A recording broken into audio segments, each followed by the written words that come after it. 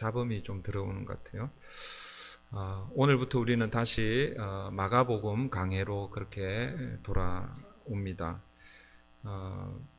2주 우리 부활주일하고 그 다음에 부활주일 그 다음 주하고는 부활에 관한 내용들을 우리 함께 살폈는데, 다시 이제 우리 마가복음, 여러분 마가복음 강해를 이렇게 쭉 하고 있는데 잘 따라오고 계시죠? 그죠? 네, 이제 아직 반도 뭐 다 하지는 않았는데 그래도 하나씩 이렇게 함께 따라가면 좋을 것 같아요.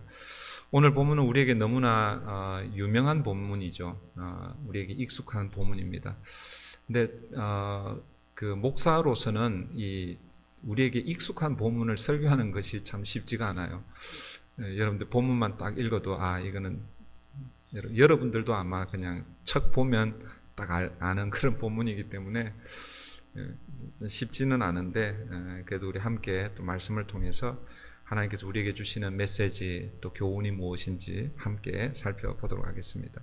먼저 45절 46절을 보십시오. 네. 네, 오늘은 더욱 더 집중이 요하는 그런 주일인 것 같아요. 문을 그냥 닫으시면 될 것 같아요. 이렇게 닫아주세요. 좀 도와주세요. 자, 45절, 46절을 우리 같이 볼게요. 같이 한번 읽어볼게요. 집중을 하는 차원에서 다 같이 읽습니다. 시작. 예수께서 즉시 제자들을 재촉하사 자기가 무리를 보내는 동안에 배 타고 앞서 건너편 베세다로 가게 하시고 무리를 작별하신 후에 기도하러 산으로 가시니라. 네, 거기까지요. 오늘 본문은 어떤 사건 이후에 일어난 사건이냐면, 우리가 2주 지나고 지금 3주째 이 말씀을 보기 때문에 앞의 사건을 잊어버릴 수가 있는데, 앞의 사건은 어떤 사건이었냐면 오병이어로 5,000명을 먹이신, 실제로는 한 10,000 혹은 15,000명을 먹이신 그런 오병이어 기적의 사건, 그 이후에 일어난 사건이죠. 여기서 45절 말씀을 좀 잘 보시면 예수님은 지금 무리들과 제자들을 따로 이렇게 분리시키고 있다라는 것을 볼 수 있습니다. 그리고 예수님 자신도 무리들을 다 돌려보내고 산으로 기도하러 그렇게 가고 계시죠. 그런데 예수님께서 무리들과 제자들을 분리시키고 있는데 그 분위기가 어떤가 하면 45절 다시 보시면 예수께서 즉시 제자들을 재촉하사 이렇게 시작하고 있죠. 그러니까 여러분, 그냥 이제 다 끝났다 이제 흩어지는 게 아니라, 지금 예수님께서는 뭔가 어떤 일이 발생을 해서 빨리 이 일을 수습하지 않으면 안 되는 그런 상황 가운데, 그래서 제자들을 즉시 재촉해서 그렇게 보내고 있다라는 것이죠. 여기서 이 재촉하사로 번역되고 있는 이 헬라어 단어는 오늘 우리 본문은 우리말로는 재촉하다라고 이렇게 번역이 되고 있지만 원래 의미는 조금 더 강한 의미입니다.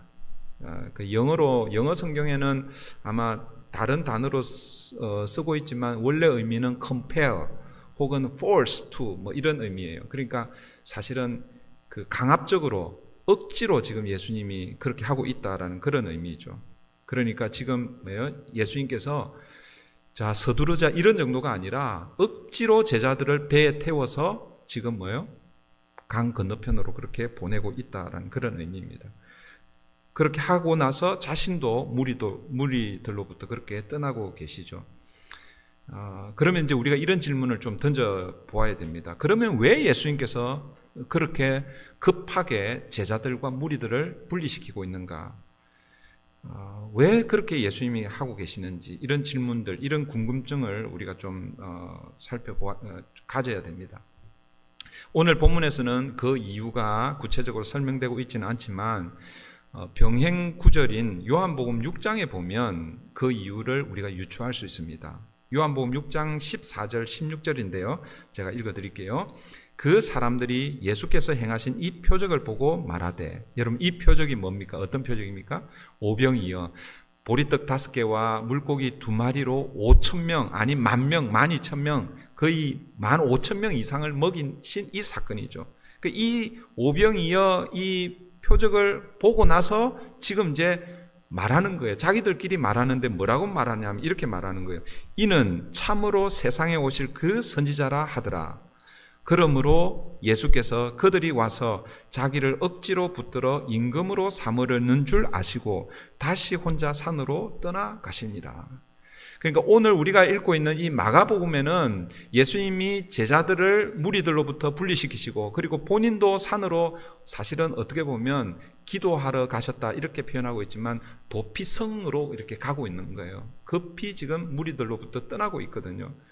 그런데 마가복음, 오늘 우리가 읽은 마가복음에서는 왜 그렇게 하시는지 이유가 잘 나타나지 않는데 요한복음에서는 왜 그렇게 하시는지 우리가 유추할 수 있다는 것이죠.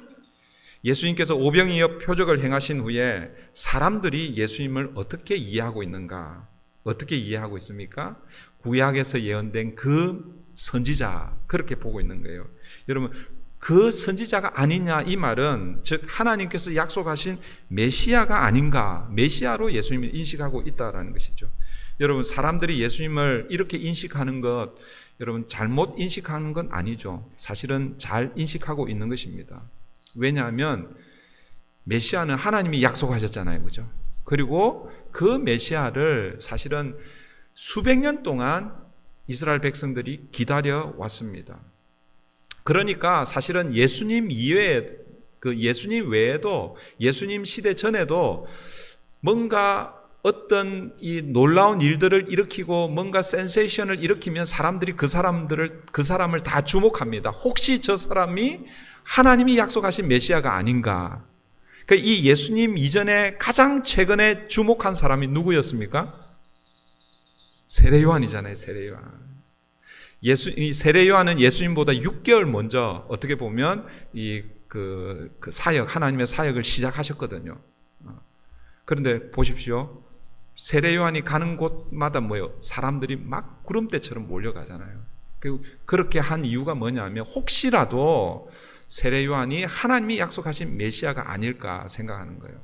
그런데 세례 요한은 뭐라고 얘기해서 자기는 아니라고 그랬잖아요. 나는 광야에서 외치는 자의 소리고 나는 주의 길을 예비하는 자다라고 그렇게 이야기했습니다. 그리고 예수님께서 뭐예요? 자기에게 세례 받으러 나오시는 것을 보시고 뭐예요? 바로 그다. 저분이 그다라는 거죠. 보라, 세상 죄를 지고 가는 하나님의 어린 양이로다. 그분 예수님이 메시아다. 그렇게 말씀하셨죠. 그리고 이제 사실은 그때에 그 세례 요한 인기가 최고 절정에 있었습니다. 그런데 그때 세례 요한이 뭐라고 얘기합니까? 그는 흥하여야 하겠고 나는 쇠하여야 하리라. 여러분, 예수님은 이제 세례를 막 받으시는 거예요. 그래서 사람들은 예수님에 대해서 아직 주목을 할 그런 타이밍이 아닙니다. 사람들은 아직 예수님이 누구신지 몰라요. 그런데 지금 현재는 이 세례 요한은요, 모든 사람들이 주목하고 있습니다. 그래서 사실은 객관적으로 보면 세례 요한과 예수님의 차이는요, 하늘과 땅 차이, 뭐 하여튼 그렇게 사람들이 주목하고 있단 말이에요. 그때의 세례 요한이 그는 흥하여야 하겠고 나는 쇠하여야 하리라. 그렇게 말씀하고 있는 것이죠. 어쨌든 여러분, 사람들이 예수님을 그 선지자 혹은 메시아로 그렇게 이해하는 것 틀린 것은 아닙니다. 하나님의 약속을 이스라엘 백성들은 기다리고 있었기 때문에 그런 것이죠. 그런데 문제는 무엇입니까? 오늘 본 그 요한복음의 그 말씀에 의하면 사람들이 예수님을 그 선지자로 인식한 것은 잘못된 것이 아닌데 문제는 그 다음이죠. 예수님을 그 다음에 어떻게 하려고 합니까? 억지로 자기들의 임금으로 삼으려고 했다라는 것이죠. 그때 예수님께서 제자들을 급히 배에 태우고 반대편으로 건너가게 하셨고, 그리고 또 예수님 자신도 홀로 산으로 가고 계십니다. 이것을 볼 때 예수님은 사람들이 원하는 그런 메시아로 이 땅에 오신 것이 아니다라는 것을 우리가 유추할 수 있습니다. 제가 여러 번 이 말씀을 여러분들에게 말씀드렸잖아요, 그죠? 사람들이 사람들이 메시아를 기다렸는데 그 메시아를 왜 기다렸냐면 지금 현실의 문제가 너무너무 힘든 거예요. 지금 로마 이전에는 뭐예요? 그 헬라 제국, 그 전에는 페르시아, 그전에는 바벨론. 그 수백 년 동안 뭐 식민 이 억압 가운데 그렇게 살았잖아요. 그런데 하나님의 그 가운데서 하나님의 약속만 지금 붙들고 있는 거예요. 메시아가 오시면 우리의 이 어려운 이 상황을 해결해 주실 것이에요.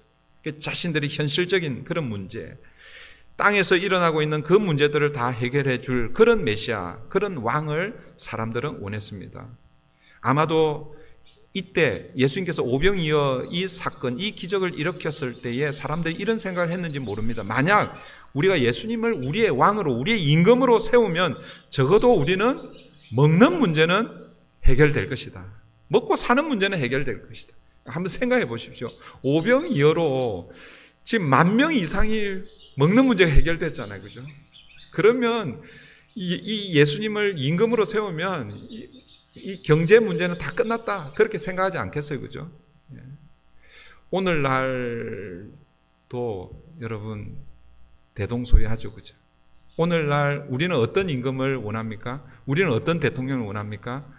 뭐 인품이 좋은, 성품이 좋은 그런 멋진 그런 대통령을 원합니까? 그런데 여러분 그런 대통령이 딱 대통령 혹은 우리의 임금이 되었는데 우리의 먹고 사는 문제를 해결해 주지 못하면요, 그 사람에게 열광하다가 한순간에 돌아서는 거죠. 오늘 우리의 시대에도 여러분 먹고 사는 문제를 해결해 주는, 어떻게 보면 경제 대통령이라고 그러죠. 그런 사람들을 우리가 기다리고 기대할 것입니다. 그런데 여러분 예수님은 사람들이 기대하는 그런 메시아로 오신 것이 아니라는 것이죠. 그래서 제자들을 급히 무리들로부터 분리시키는 거예요. 왜 그랬을까요? 사람들이 제자들을 이렇게 부추길 수 있잖아요. 당신의 스승이 우리의 임금이 되면 이 로마 제국을 전복시키고 우리 이스라엘 다시 회복할 수 있을 것이라고. 그렇게 막 이렇게 하면은 이 제자들이 막 그냥 의기양양해서 어떻게 될지 모르는 거예요. 그러니까 예수님께서 급하게 재촉해서 강압적으로 제자들과 무리들을 분리시키고 있습니다. 그리고 본인도 산으로 기도하러 가십니다. 여러분 오늘 본문은 이 이후에 일어난 사건이죠. 47절, 48절을 우리 보겠습니다. 47절, 48절입니다.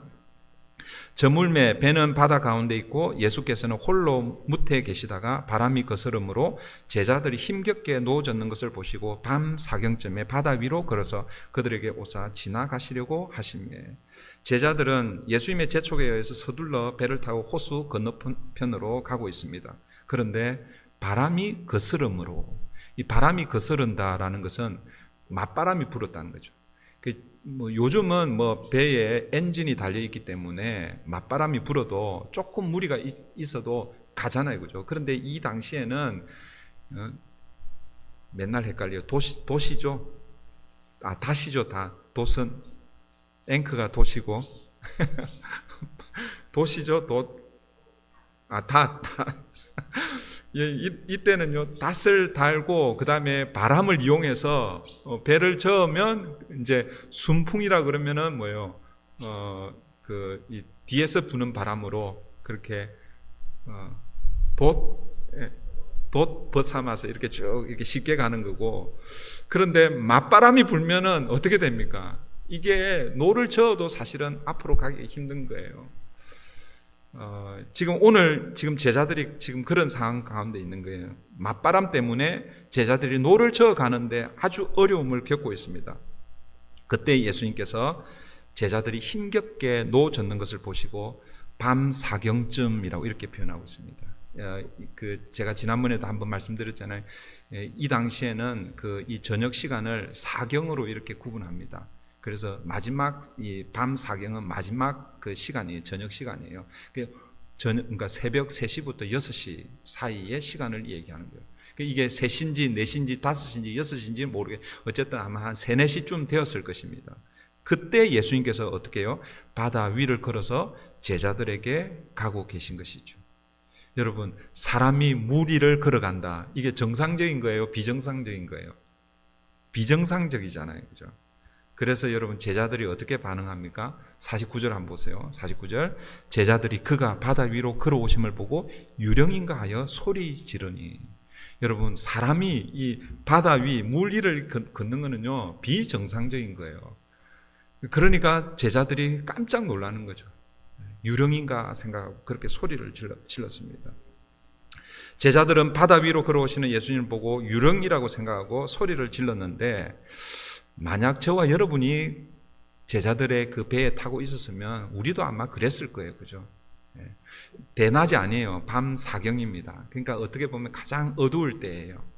가장 어두울, 해가 뜨기 직전에 그때가 가장 어둡다 그러잖아요. 그죠? 이게 밤 사경이 사실은 그런 시간이란 말이에요. 그런데 저 멀리서 희끄무리한 옷을, 그 당시 모르겠어요. 예수님이 흰 옷을 입었는지 어떤 옷을 입었는지 모르지만 적어도 검은색 옷은 아닐 거예요. 그죠? 희끄무리한 그런 옷을 입은 분이 그냥 그 바다 가운데 그냥 가만히 있는 게 아니라 뭐예요? 점점 가까이 오는 거예요. 스르륵 하고 이렇게 오는 거예요. 그러면 아마 우리도 아마 깜짝 놀랐을 것입니다.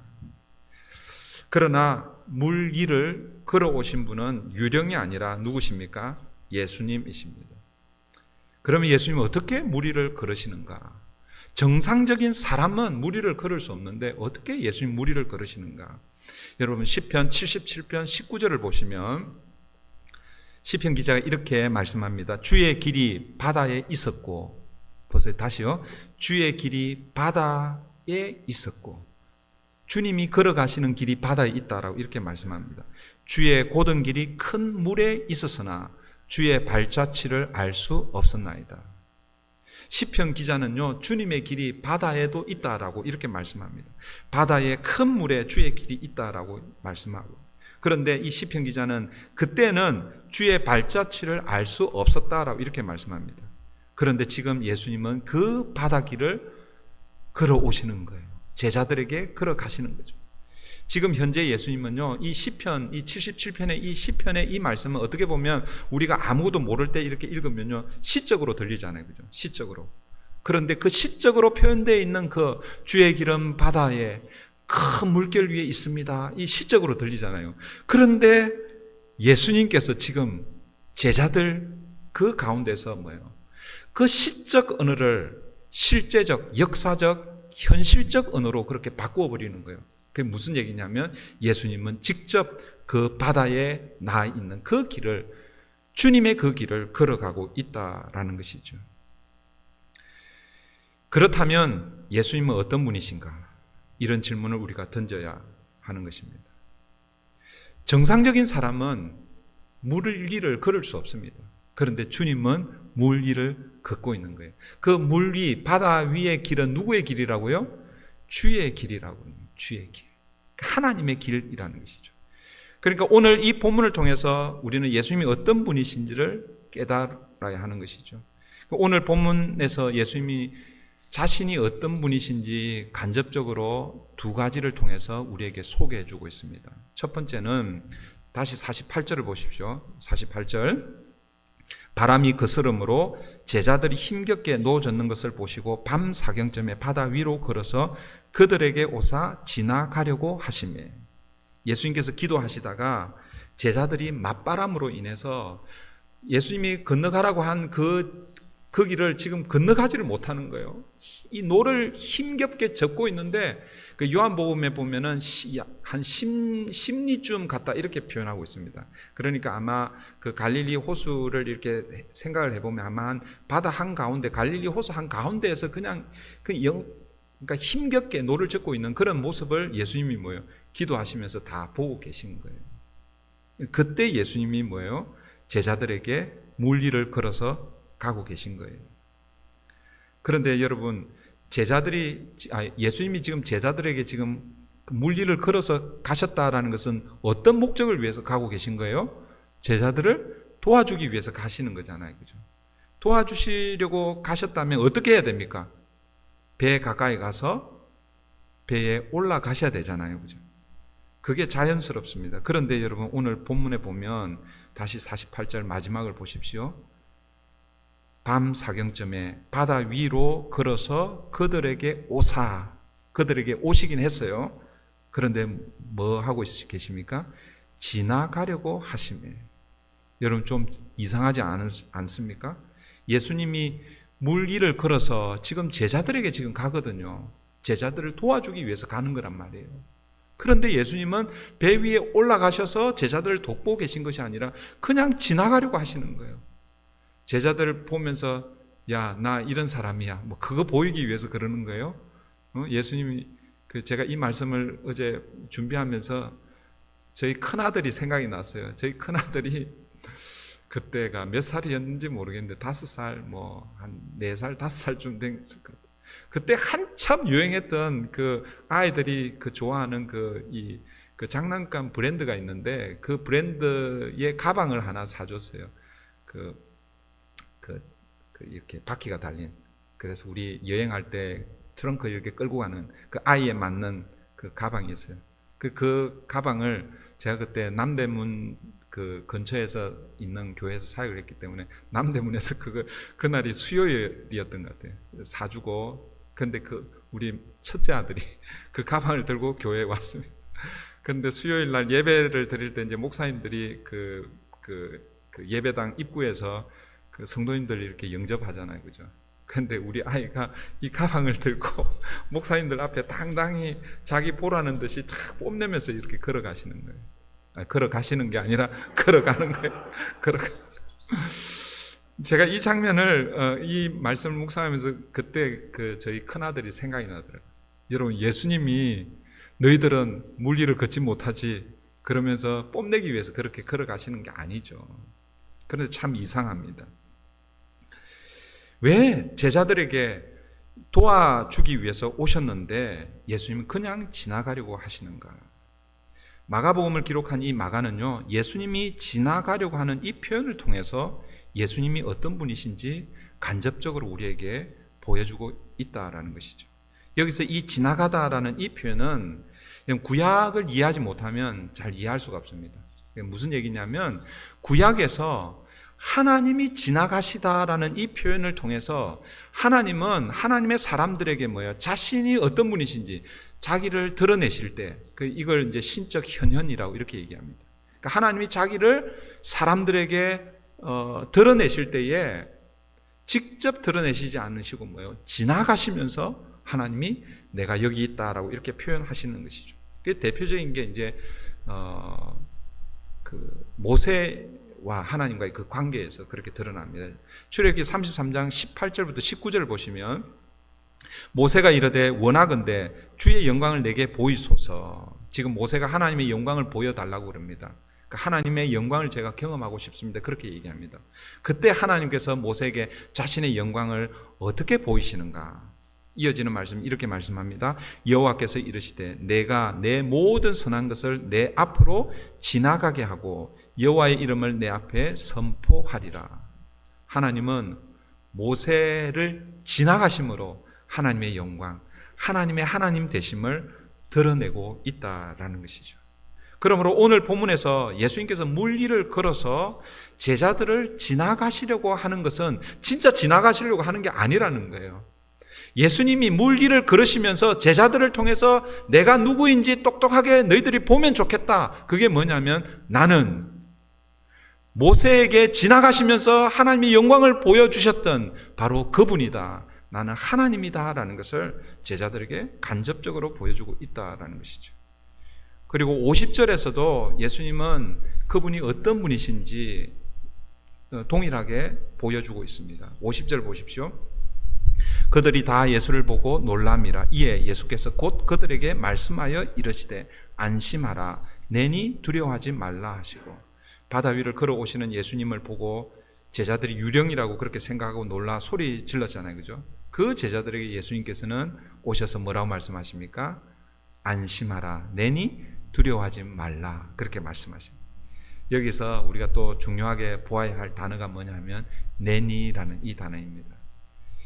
여러분, 이 단어는 영어 성경에는 it is I라고 이렇게 표현이 되어 있어요. It's I인 거예요. 보통은 It's me라고 해야 되는 거거든요. 보통은 누구야 그러면 It's me 그러잖아요. 그죠? 나야 이렇게 얘기하는 거잖아요. 그죠? 그런데 영어 성경은 It's I라고 이렇게 표현이 되어 있고 헬라어 성경은 이것을 에고 에임이라는 그런 단어로 표현하고 있습니다. 그러니까 헬라어의 에고 에임이 이것을 영어로 직역을 하면 I am 이라는 이런 뜻입니다. 우리 NIV 성경은 It's I라고 이렇게 번역되고 있지만 I am입니다. 원래 의미는. 여러분, 이 I am, 이 영어로 I am이라고 이렇게 이야기하는 것은 문법적으로 불완전합니다. 이게 완전한 그런 표현이 아니죠. 그러나 하나님이 I am 그러면 이것은 불완전한 어떤 무엇인가를 표현하는 것이 아니라 하나님이 어떠하신지를 표현하는 신적 자기 계시, 자기 표현이라는 것이죠. 이 표현은 구약에서 하나님께서 자신을 계시해 주실 때 처음 사용된 그런 단어입니다. 출애굽기 여러분, 우리가 지금 새벽마다 출애굽기 말씀 묵상하고 있는데 출애굽기 3장에서 하나님께서 꺼지지 않는 떨기나무 불꽃 가운데서 모세를 부르시잖아요. 그죠? 그 모세를 부르시는데 모세가 하나님이 모세를 딱 부르시면 네, 제가 여기 있습니다. 나를 보내소서. 뭐 이렇게 하면 좋은데 여러분 3장, 4장, 그다음에 5장 넘어서 6장 뭐 이렇게 보면요. 모세가 계속 하나님의 부르심에 거절하고 안 됩니다. 못 합니다. 나는 뭐 입이 둔하고 말을 잘 못합니다. 보낼 만한 자를 보내소서. 막 그렇게 지금 핑계대고 그렇게 하고 있습니다. 그런데 3장에서 이 하나님께서 모세를 부르실 때에 모세가 하나님께 이런 질문을 합니다. 그래 하나님, 만약 제가 하나님의 말씀을 가지고 이스라엘 백성들에게 갔다고 칩시다. 그 내가 하나님의 그 메시지를 전했을 때에 혹시라도 이스라엘 백성들이 너 누가 보내서 왔냐? 너를 보내신 분의 이름이 뭐냐? 이렇게 물으면 제가 뭐라고 대답합니까? 하나님 이름 좀 가르쳐 주세요. 그렇게 지금 모세가 이야기하거든요. 그때 하나님께서 모세에게 가르쳐 주실 이름을 가르쳐 주셨는데 그 이름이 출애굽기 3장 14절이죠. 하나님께서 이렇게 말씀하셨습니다. 하나님이 모세에게 이르시되 나는 스스로 있는 자이니라. 또 이르시되 너는 이스라엘 자손에게 이같이 이르기를 스스로 있는 자가 나를 너에게 보내셨다 하라. 하나님께서 모세에게 자신의 이름을 알려주시면서 그 이름을 이거는 우리말로 의역을 한 거예요. 스스로 있는 자다라는 이런 표현입니다. 이 영어 표현이 뭐냐면 I am이라는 거. 보통 이제 I am who I am이라고 이렇게 표현을 하는데 이 단어를 그 당시 이 사람들이요 읽을 수가 없었어요. 그래갖고 오랫동안 읽지를 않아가지고 이 단어를 읽지를 못했습니다. 그런데 이제 한 6, 7세기쯤에 마소라 학자들이 유대인들이 읽는 그 모음을 가지고 이 오늘 우리말로 번역되어 있는 스스로 있는 자라는 이 히브리어 단어에 모음을 붙여 보니까 어떻게 읽히냐면 에헤 야훼라고 이렇게 읽히는 거예요. 그래서 우리가 가끔씩 야훼 하나님을 야훼라고 이렇게 얘기하잖아요. 그죠? 이 야훼라는 이 단어를 영어로 번역할 때 저호와라고 이렇게 번역을 하고 있습니다. 어쨌든 그 히브리어 단어를 헬라어로 번역을 할 때 무엇으로 번역을 했냐면 바로 에고 에이미로 그렇게 번역을 했다라는 것이죠. 그러니까 물길을 걸어오신 예수님께서 안심하라, 내니 두려워하지 말라라고 말씀하실 때 이 말씀은 그저 나는 유령이 아니고 너희의 스승인 예수다 이런 정도의 표현이 아니라는 거예요. 나는 구약에서 하나님이 모세에게 자기를 계시하셨을 때 사용했던 그 단어를 쓰심으로 나는 바로 그 하나님이다라고 그렇게 자기를 소개하고 있다라는 것입니다.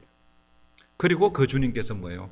배에 오르시니까 잠잠하라 이렇게 말씀도 하시지 않았는데 바람이 어떻게 해요? 그치고 있습니다. 51절 보십시오. 51절 배에 올라 그들에게 가시니 바람이 그치는지라.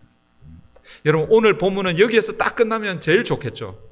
야 이제 모든 문제가 다 해결되고 주님과 함께 배를 타고 이렇게 가면 되는 거예요. 그런데 오늘 본문은 여기서 끝나는 것이 아니라 이어지는 말씀이 있는데 그 이어지는 말씀을 보십시오. 제자들이 마음에 심히 놀라니. 아니 지금 그들의 스승인 예수님께서 하나님의 모습으로 나타나셔서 자기들과 함께 한단 말이에요. 그죠? 그러면 얼마나 영광의 자리입니까? 여러분 어떠세요? 여러분 만약에 예수님이 여러분 앞에 딱 있으면은 여러분들도 놀라실 겁니까? 놀라시는 것은 이거는 뭐냐면 우리가 예수님을 제대로 믿지 않는다라는 그런 반대의 표현입니다, 여러분. 그런 얘기 여러분 들어보셨나요? 그 대주교의 죽음이라는 그 책에 보면 큰 성당, 대성당에서 이 주교가 늘 그 성당에 와서 하나님 앞에 기도를 하는 거예요, 기도를. 그냥 늘 기도를 합니다. 그런데 어느 날 하나님께서 그 대주교의 기도를 들으시는 거예요. 들으시면서 응답을 하십니다. 뭐 이렇게 응답하시지는 않았겠지만, 그래, 내가 너의 기도를 다 듣고 있다. 이 대주교가요, 그 기도, 그 하나님의 음성을 듣고 나서 어떻게 됐을까요? 심장마비로 죽었어요. 물론 소설입니다. 여러분, 대주교가 하나님 앞에 기도하면 그 하나님의 음성을 들었으면 어떻게 되는 거예요? 하나님의 영광에 감사하고, 하나님 나의 기도를 들어주셔서 감사합니다, 이렇게 해야 되는데, 하나님이 그래, 내가 너의 기도를 듣고 있다라고 그 음성을 듣고 뭐예요? 심장마비로 죽었단 말이에요. 무슨 얘기입니까? 그는 늘 항상 매일 성당에 와서 기도하고 그렇게 하는데 뭐예요? 하나님이 자기 기도를 들으신다는 꿈에도 생각하지 못했다라는 것이죠. 오늘 이 제자들이 예수님께서 지나가시려고 하시다가 내니 하시면서 지금 배에 올라오셨어요. 그리고 바람이 잠잠해졌어요. 그러면 그 주님 정말 당신은 메시아이시군요. 그렇게 반응해야 되는데 어떻게 반응합니까? 제자들이 마음에 심히 놀라니. 그리고 이어지는 52절도 보십시오. 이는 그들이 그 떡 떼시던 일을 깨닫지 못하고 도리어 그 마음이 둔하여 졌음이러라. 오늘 본문에서 제자들이 두 번 놀라고 있습니다. 첫 번째는요, 멀리서 자신들에게 가까이 다가오는 희끄무리한 그 물체를 보고 놀랐어요. 유령인가 생각하고 놀랐어요. 두 번째는요, 자신들의 배에 올라타서 바람을 그치게 하고, 그분이 보니까 뭐예요? 자신의 스승이란 말이에요. 그런데 그 스승을 보면 놀라고 있는 거예요. 여러분, 결국 이 말은 어떤 의미일까요? 제자들은 아직도 예수님이 누구신지 정확히 모르고 있다라는 것입니다. 마가는 제자들이 예수님을 모르고 있는 이유를 무엇이라고 말씀하고 있습니까? 다시 52절을 보십시오. 이는 그들이 그 떡 떼시던 일을 깨닫지 못하고 도리어 그 마음이 둔하여 졌음이러라. 떡 떼시던 일을, 그 일은 어떤 일입니까? 오병이어의 기적의 그 사건이잖아요. 여러분, 그 기적 사건을 다시 한번 나중에 한번 잘 살펴보십시오. 예수님께서 축사하시고 기도하시고 제자들에게 그것을, 그러니까 50명, 100명씩 이렇게 그룹으로 앉아서 뭐예요? 예수님께서 직접 떼주신 게 아니에요. 예수님은 누구에게 시켰어요? 제자들에게 그 일을 시켰어요. 여러분들 한번, 여러분들이 그 현장에 있었다고 생각해 보세요. 여러분이 떡 한 덩이를 받았어요. 지금 제자들이 12명이니까 5개 가지고 하니까 이게 그걸 반을 나누었는지, 아니면 예수님이 하나씩 주는데 계속 그게 5개 가운데서 계속 이렇게 나갔는지 그건 잘 모르겠어요. 근데 어쨌든 여러분들이 만약에 그 하나를 받았다고 생각했어요. 그 한 그룹에 가가지고 사람들에게 나눠줍니다. 그런데 뭐예요?